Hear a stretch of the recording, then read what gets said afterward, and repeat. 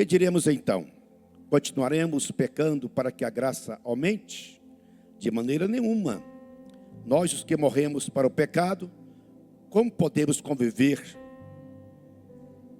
Como podemos continuar vivendo nele? Ou vocês não sabem que todos nós que fomos batizados em Cristo Jesus, fomos batizados em sua morte? Portanto, fomos sepultados com ele na morte por meio do batismo, a fim de que, assim como Cristo foi ressuscitado dos mortos mediante a glória do Pai, também nós vivamos uma vida nova. Versículo 5. Se dessa forma fomos unidos a ele na semelhança da sua morte, certamente seremos também na semelhança da sua ressurreição. Amém? Este é o texto bíblico que nós vamos estar falando sobre o seguinte tema. O tema da nossa palavra de hoje é identificando com Jesus, tá? Eu me identificando com Jesus. A nós, cada um de nós em particular, identificando com Jesus. Identificando com Jesus na sua morte, mas também identificando com ele na sua ressurreição, mas também identificando com ele nas contradições da vida. Nas contradições da vida. Capítulo 12 de Hebreus, nós temos essa expressão sobre isso, né? Onde fala assim: ele, pela alegria que lhe estava proposta. Hebreus 12, continuação do 2. Ele, pela alegria que lhe fora proposta, suportou a cruz, desprezando a vergonha, assentando à direita do trono de Deus. Pense bem naquele que suportou tal oposição dos pecadores contra si mesmo, para que vocês não cansem nem desanimem. Para que vocês não cansem nem desanimem. Então, em outra versão, fala assim: suportou as oposições, ou suportou as contradições contra ele, né? Então, eu queria que nós também pensássemos nessa identificação com Cristo Jesus, nas nossas contradições, né? Nas nossas contradições. E para esclarecer essa identificação com Jesus, eu vou usar três montes aqui da Bíblia, para nós estarmos trabalhando com esses momentos de Jesus, desses montes, para a gente extrair a nossa identificação com Jesus nesses lugares. Identificando com Jesus no monte, repita comigo, identificando com Jesus no monte da tentação. Identificando com Jesus no monte da transfiguração. E identificando com Jesus no monte Gólgota. Eu vi só 3 falar. No monte Gólgota. Isso. Então tá bem. Então eu quero usar, portanto, esses 3 lugares, né? 3 lugares com 3 momentos diferentes, para fazer aqui uma aplicação da nossa identificação com Jesus. Esses 3 lugares, monte da tentação, monte da transfiguração, monte do Gólgota, né? São lugares onde Jesus mostra a sua capacidade de superar os seus vestibulares da vida, sabe? Nesse lugar que Jesus ensina para a gente, como a gente supera testes e provações. Testes e provações. Então, nós vamos tentar extrair desses 3 momentos aqui alguns ensinos para a gente ficar mais assim, mais esperto, né? Mais cauteloso, mais inteligente, mais sábio, né? Mais preparado para a gente lidar com os nossos momentos da vida. Primeiro, no monte da tentação, está no capítulo 4 de Mateus. Os irmãos conhecem muito bem essa história esse primeiro embate, ou esse primeiro teste, esse primeiro vestibular de Jesus no seu ministério, logo ele após ser batizado por João Batista, a Bíblia diz que Jesus foi levado pelo Espírito ao deserto para ser tentado pelo diabo. Né? Então, aí, então nós temos esse momento em que Jesus foi levado para o deserto para ser tentado pelo diabo, né? Ali estava, portanto, Jesus sozinho neste monte da tentação, né?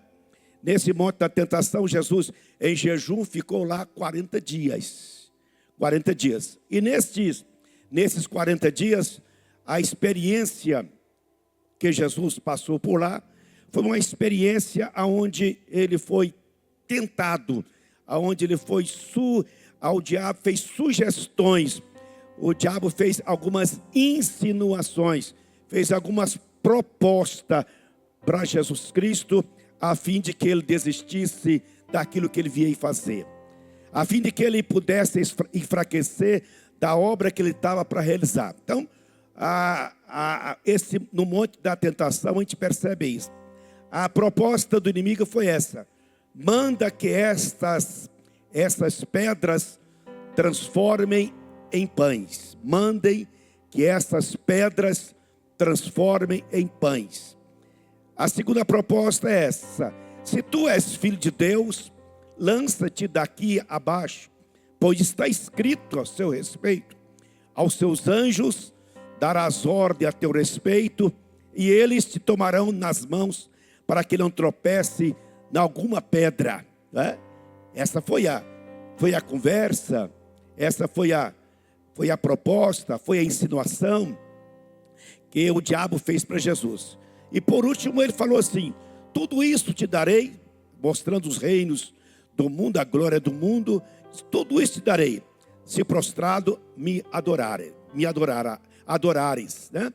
Aí Jesus responde com os seguintes torpedos, né? Torpedos bíblicos, né? As seguintes bombas dinamites da palavra de Deus. 3 palavras, 3 respostas definidas. Na primeira ele falou assim: nem só de pão viverá o homem, mas de toda a palavra que sai da boca de Deus. Na segunda ele falou assim: não tentarás o Senhor teu Deus. E na terceira falou: ao Senhor teu Deus adorarás, e somente a Ele servirás. O diabo diz que ele não suportou esses torpedos bíblicos e retirou-se. Ele foi embora, ele fugiu. Então, na verdade, essa experiência de Jesus no monte da tentação, ela convida nós a pensarmos da seguinte forma. Em Tiago capítulo 4, versículo 7, fala assim: portanto, submetam-se a Deus, resista ao diabo, e ele fugirá de vós. Não é?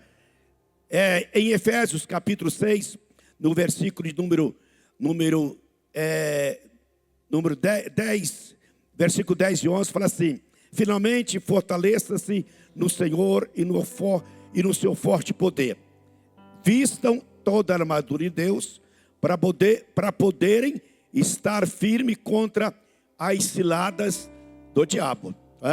Então, a proposta que Jesus passou no monte da tentação, a gente vive na nossa vida cotidiana, no nosso percurso, na nossa caminhada. A gente também tem esses momento onde a gente precisa resistir toda a artimanha, toda a tentativa, toda a proposta, toda a forma de insinuações que o diabo porventura queira nos vencer, fazer a gente desistir da fé, a gente recuar da caminhada e assim por diante. Então, a proposta é resistir o diabo nas suas tentativas de querer enfraquecer a gente.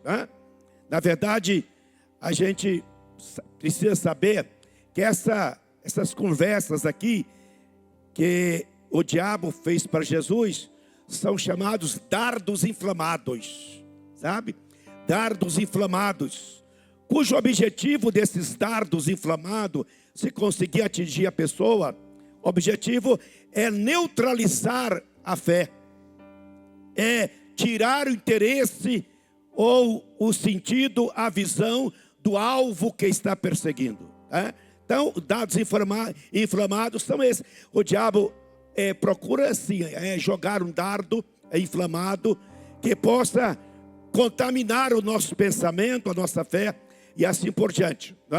Então, a gente precisa ter consciência que a gente precisa identificar com Jesus no monte da tentação. A gente precisa aprender com Jesus a vencer o inimigo nas suas astúcias, tá? As suas astúcias que não passam de sementes daninas para estragar a nossa vida de comunhão. O diabo é expert nessa matéria, sabe?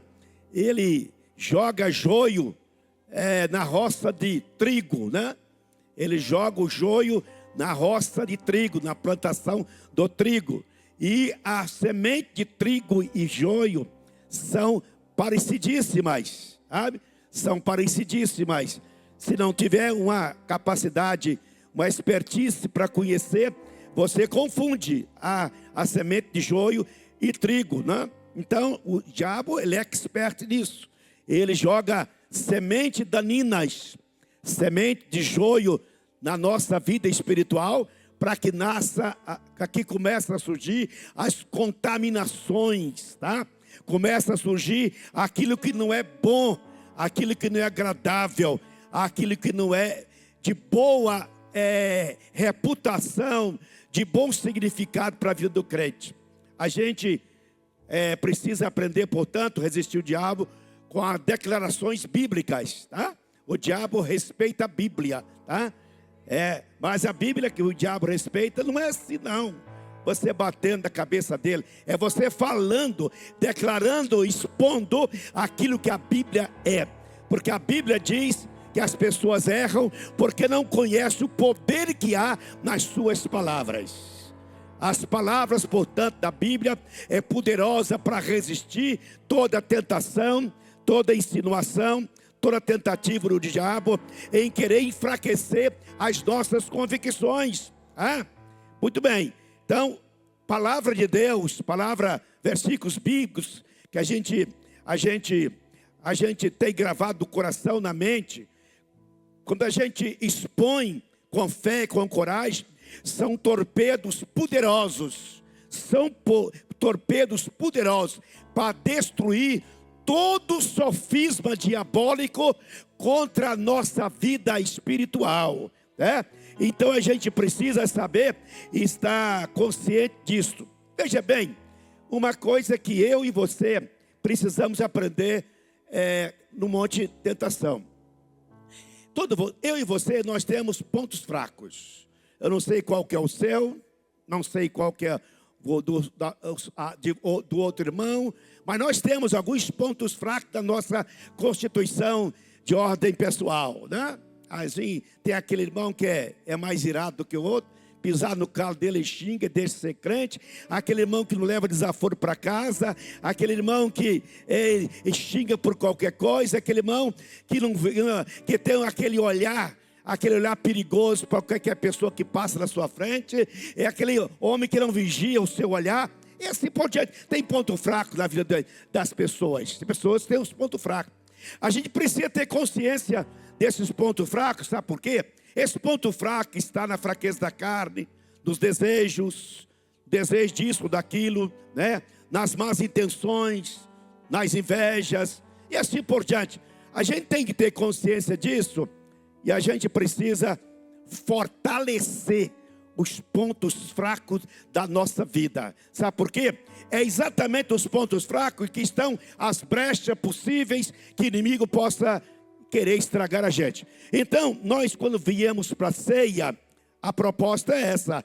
Nós estamos aqui para fortalecer os nossos pontos fracos, fortalecer ainda mais os nossos pontos fortes, para que a gente tenha graça, a gente tenha subsídio, a gente tenha inteligência, tenha prontidão, disposição, como Jesus teve de resistir o diabo e botar ele para correr. Amém? Aleluia, muito bem. Então esta é a primeira identificação que eu e você precisamos ter com Jesus no monte da tentação. Segundo monte, o monte da transfiguração, que se encontra lá no capítulo 17 de Mateus, né? Que é um dos momentos mais belos, mais agradáveis, mais espetacular, mais assim, aplausível no ministério de Jesus, falando, humanamente falando, foi esse aqui, né? Capítulo 17, versículo 1 em diante, fala assim: 6 dias depois, Jesus tomou consigo Pedro, Tiago e João, levou em particular, a sua face brilhou ao alto monte, e aí ele foi transfigurado diante deles, sua face brilhou como o sol, as suas roupas tornaram branca como a luz. Naquele mesmo momento apareceu diante deles Moisés e Elias, conversando com Jesus. Então Pedro disse a Jesus: Jesus, é bom estarmos aqui. Se quiseres, farei 3 tendas, uma para ti, uma para Moisés e outra para Elias.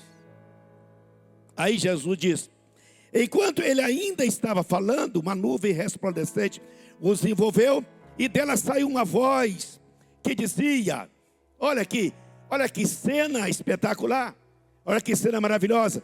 E naquela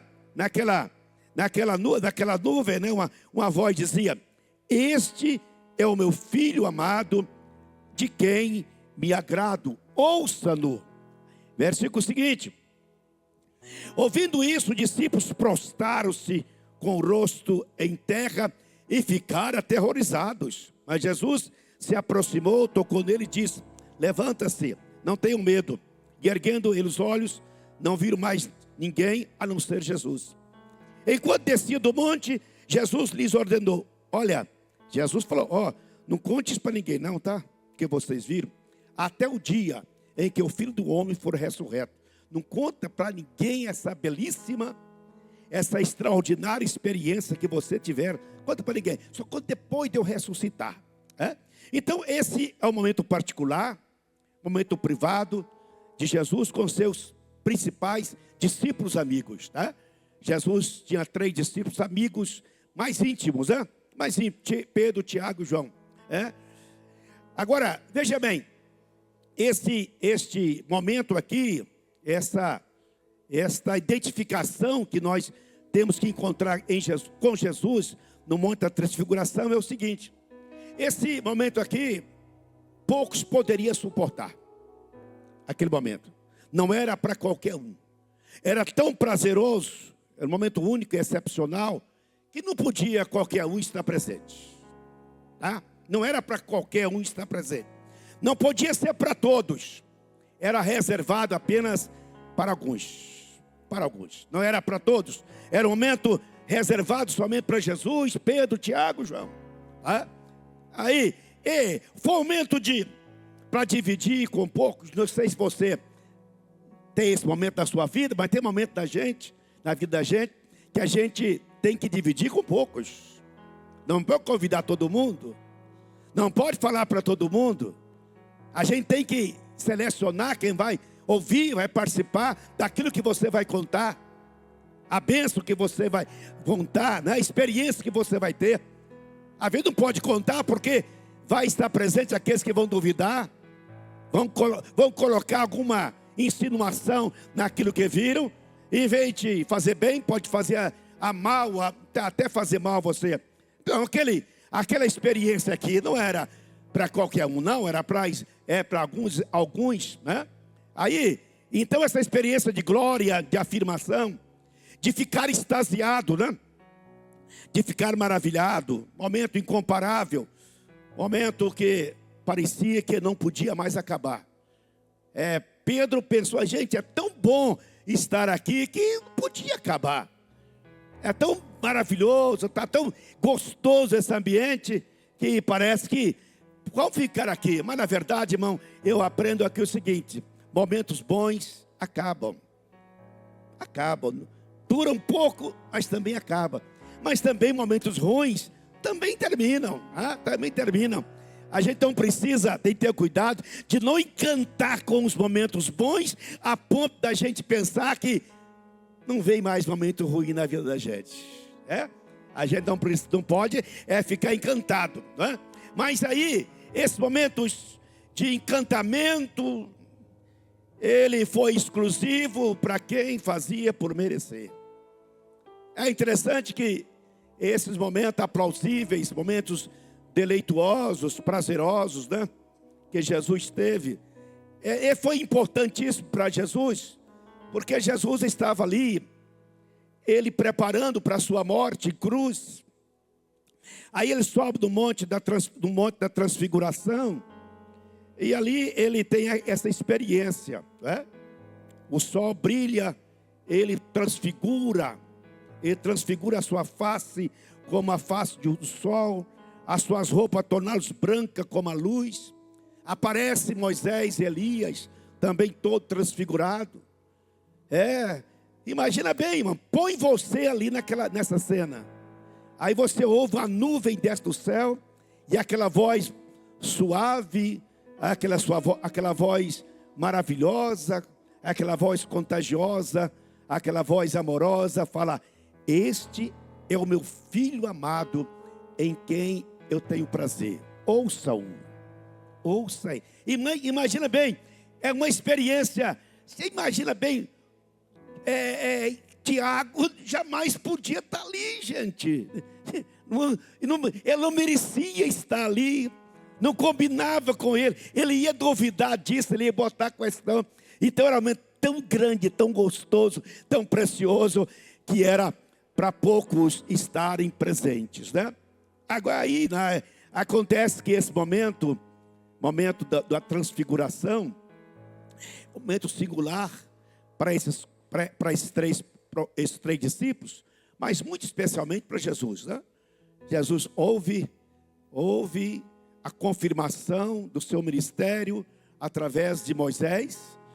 Eu não tenho aqui, mas eu tenho certeza que Moisés repetiu para Jesus algumas palavras. Eu na Bíblia não recomendo aqui, mas eu tenho certeza que Elias também disse algumas coisas para Jesus. De forma que Jesus saiu dali, daquele monte de transfiguração, ele saiu fortalecido para enfrentar qualquer bronca, qualquer crise, qualquer momento, qualquer situação adversa, Ele foi preparado, uma outra transfiguração, para ir para o Monte Gólgota, Ele foi preparado ali. Então ele estava tão certo daquilo que ele era. Estava tão certo daquilo que Deus afirmava que ele é. Ele estava seguro para acontecer qualquer coisa. Gente, graças a Deus que a gente de vez em quando, a gente tem momentos bons na vida da gente. Reúne com os familiares, com o filho, com os amigos. E aqueles amigos, aqueles familiares, falam coisas boas para a gente, A gente precisa disso, Mas não leva qualquer um, não. Você pode levar uma pessoa lá, quem vem falar bem de você, vai falar mal de você na sua festa. Então leva quem? Vai dizer para você: fulano, meu irmão, meu amigo, eu tenho prazer na sua vida, rapaz. Eu tenho certeza que você vai vencer todas as suas embates, os seus vales, as suas lutas, todos os seus desafios, os seus vestibulares. Você é vencedor, Depois que a gente ouve isso partir da boca de um amigo, de um irmão que ama a gente fica forte, irmão. A gente agiganta-se, não é verdade? A gente, como aqui na igreja, esse convívio cristão, esse convívio aqui de ceiar, sentar na mesa, é para isso a gente está aqui, irmão, para a gente fortalecer um ao outro, Dizer para o irmão: você vai vencer, você vai superar, essa luta não vai te vencer, você vai passar por essa, você é grande, você pode, Deus está contigo, Ele te ama. É isso, irmão. A gente está aqui para falar isso, para o outro, sobre a possibilidade que Deus pode fazer em nós, através da afirmação da sua palavra em nós. Eu quero ministrar a sua vida o seguinte: a bênção que Deus tem para você é grande. Você vai conseguir. Você vai superar. Você vai transpor esse monte, vai transpor essa luta. Você vai chegar lá. Você é amado do Senhor, você é amado do Senhor. Você é escolhido de Deus. E Deus te chamou, foi para coisas grandes, abençoadas e especial. Receba isso e fica forte para suportar a semana que aproxima. Amém? Aleluia. Aí, seguidamente, nós temos o terceiro monte, identificando com Jesus, no Monte Gólgota, no Monte Caveira, né? Monte Caveira.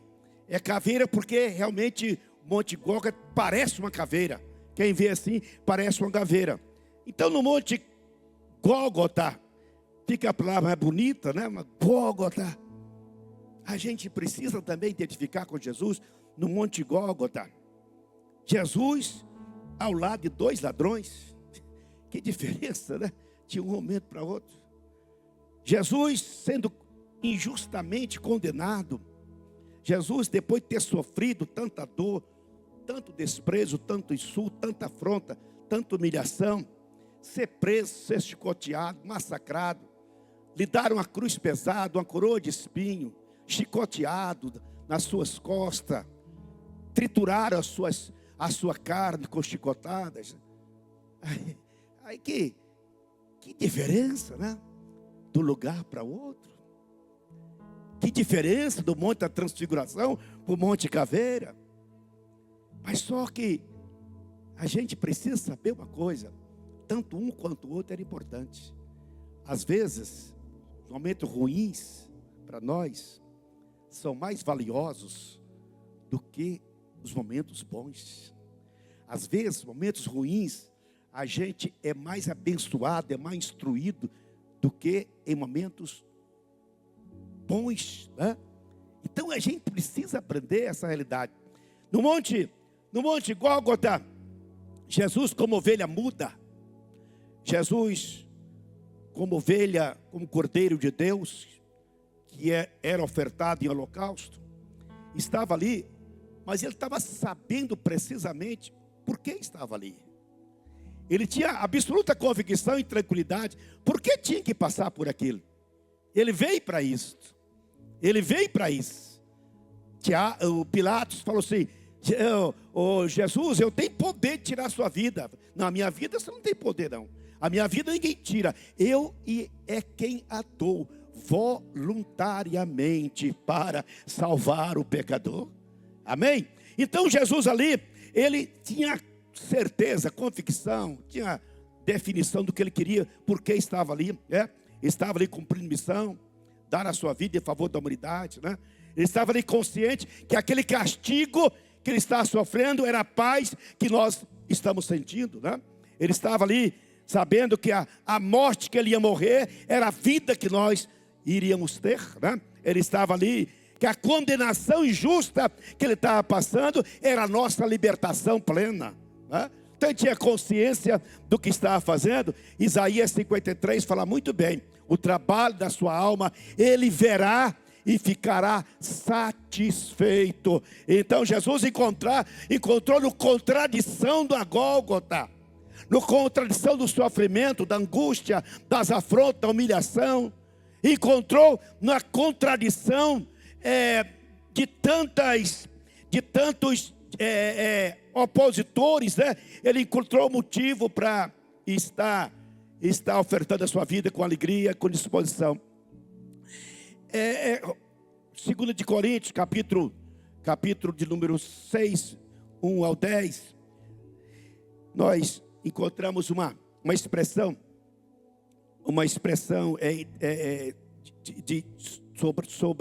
sobre Paulo falando, né? Sobre nós, ele fala assim: não damos motivo, escândalo a ninguém, em circunstância alguma, para que o nosso ministério não caia em descrédito. Ao contrário, como servo de Deus, recomendamos-nos de todas as formas, em muitas perseveranças, em sofrimento, privações de tristeza, açoite, prisões, tumulto, trabalhos árduos, noites sem dormir, jejuns, impureza, conhecimento, paciência e bondade, no Espírito Santo, no amor sincero, na palavra da verdade, no poder de Deus, com as armas da justiça, quer de ataque, quer de defesa, por honra ou por desonra, por difamação ou por boa fama, tido como enganadores, mas sendo verdadeiro, como desconhecido, apesar de bem conhecido, como morrendo, mas eis que vivamos, espancado, mas não morto, entristecido, mas sempre alegre, pobres, mas enriquecendo muitos outros, nada tendo, mas possuindo tudo. Isso é contraditório, gente. Isso é contraditório. Aí nós não passamos por esse contraditório aqui, mas nós temos nossos contraditórios, nossos momentos, às vezes, de sabor, de tristeza, de angústia, decepção, de frustração, né? Mas se nós tivermos esse momento que é comum na vida, a gente não vai ficar vencido, não vai ficar derrotado, não vai pensar que a vida acabou, não vai pensar que não valeu a pena, mas não, ao contrário, nós quando passamos isso, a gente vive o pensamento de Jesus. Ele sabia por que estava ali. Ele sabia a importância que ele tinha de passar por aquilo. Ele sabia que o resultado era outro muito diferente do que as pessoas viam. Aleluia. Eu gosto muito do versículo que se encontra em 2 Coríntios 4, 15 ao 16, que realmente um versículo que convida a gente a pensar nesses termos. Fala assim, 2 Coríntios 4, verso 16. Quer colocar aí, Valéria, para nós? A Valéria está mais rápido que ela, parece que ela adivinha até meus pensamentos. Ela está lendo aqui a Bíblia, não pode. Ela lê a Bíblia que eu estou. Olha lá. 4, 16. 16, Valéria. Vamos lá. Vamos ler. Leia comigo bem suavemente. Sem nenhuma extravagância emocional. Vamos lá.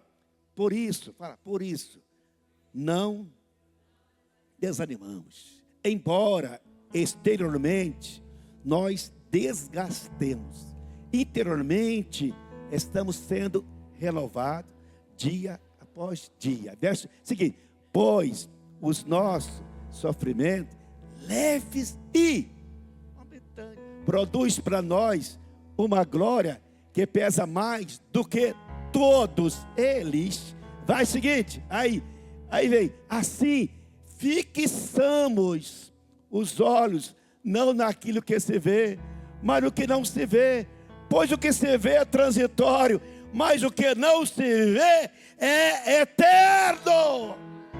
Amém. Glória a Deus. Irmão, a gente não pode ficar vendo os momentos transitórios da vida e ficar desanimado, triste, envergonhado, né, abatido. Não, Senhor, cada momento que a gente passa, a gente tem que ter a seguinte conclusão: nós estamos caminhando, cumprindo obrigação, cumprindo metas. Veja bem, a gente precisa às vezes, né? Às vezes a gente chora para alegrar, a gente perde para ganhar, a gente morre para viver. É assim que é a vida. Então, às vezes a gente fica parecido, a pessoa vê a gente parecendo que nós estamos vencidos. Parecendo, porque nós, na verdade, olhamos para nós e confirmamos pela Bíblia: eu sou mais do que vencedor. Agora veja bem, vamos preparar para a ceia agora. Nem tantos os bons, nem tantos momentos ruins da vida eles permanecem para sempre, tá? Faz parte da vida, E nem sempre os melhores momentos são os melhores momentos. Nem sempre os melhores momentos são os melhores momentos. Agora, aprenda isso. Nós não podemos desprezar tanto um quanto o outro. Não podemos encantar com os bons momentos, mas também não podemos murmurar pelos maus momentos. A gente precisa aprender a ter a percepção, a perspicácia espiritual, a inteligência espiritual, de tirar lições em cada momento da vida. Tirar lições, sabe? E o importante é este: a gente precisa descobrir qual é o propósito, qual que é a intenção do Espírito Santo naquele momento. A gente precisa, portanto, descobrir os resultados dos momentos que nós temos, para nós ficarmos mais fortes, mais inteirados nos propósitos da nossa caminhada espiritual. Então eu queria que você, nesta noite que ceia, que nós mais uma vez vamos identificar com Cristo na morte, mas também vamos identificar com Cristo na sua ressurreição. Eu preciso que você aprenda uma coisa: nós todos precisamos identificar com Cristo em cada momento da nossa vida. Termos as mesmas motivações que Jesus teve no Monte da Tentação, no Monte da Transfiguração e no Monte Gólgota. Ter os mesmos sentimentos que Jesus teve no Monte da Transfiguração, como teve no Monte Gólgota. Ter o mesmo pensamento que Jesus teve nas contradições que ele viveu. Ter o mesmo pensamento, porque às vezes nós somos vítima das conclusões que nós fazemos por algum momento que nós passamos. Não seja você o profeta da sua derrota, querido. Não seja você aquele que vai sentenciar os seus fracassos. Não seja você o problema seu.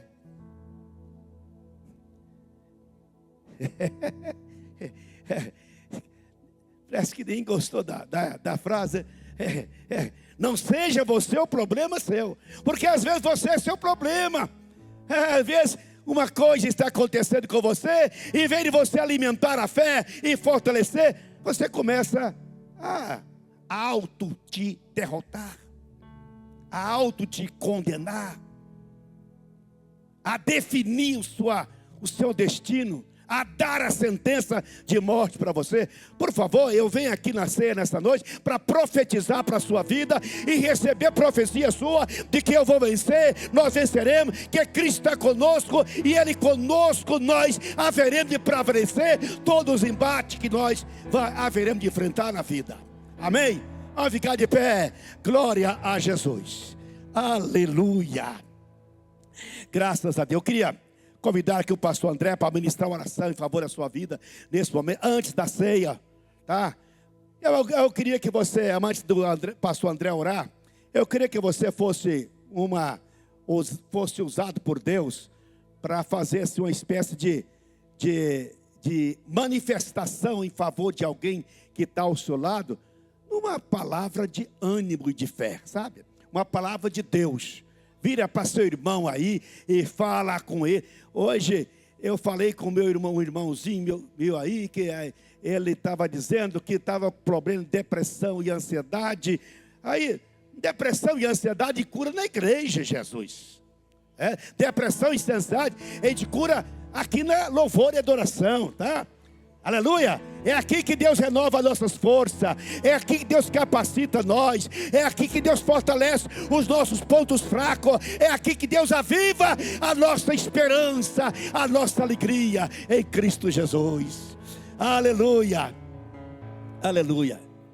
Glória a Deus. Glória a Deus. Hoje na nossa escola dominical, estamos começando a nova revista, Escola Dominical, sobre a igreja, né?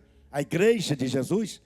E hoje é sobre Pentecostes. A igreja foi fundada A igreja deu início no Pentecoste. No Pentecoste tem dois sentidos, o Pentecoste. Para a gente glorificar a Deus e para a gente ser testemunha de Jesus Cristo, tá? Este é o sentido do Pentecoste.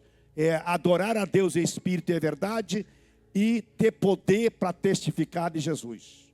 Tá? A nossa missão maior aqui na terra, a nossa maior missão aqui na terra é glorificar Jesus e testificar do nome dele aqui na terra. Amém? Aleluia! Aleluia! Aleluia! Eu disse ainda, igreja existe porque o Espírito Santo está dentro dela, guardando, santificando, dirigindo, conduzindo, preparando, adornando e um dia arrebatando. Ah, a igreja só existe por causa do Espírito Santo. Então eu queria dizer para você o seguinte. O Espírito Santo levou Jesus tanto no monte da tentação, como no monte da transfiguração, como no monte Gólgota. Ou seja, o Espírito Santo está conosco todos os dias, em todos os lugares, em todo momento, até a consumação dos séculos.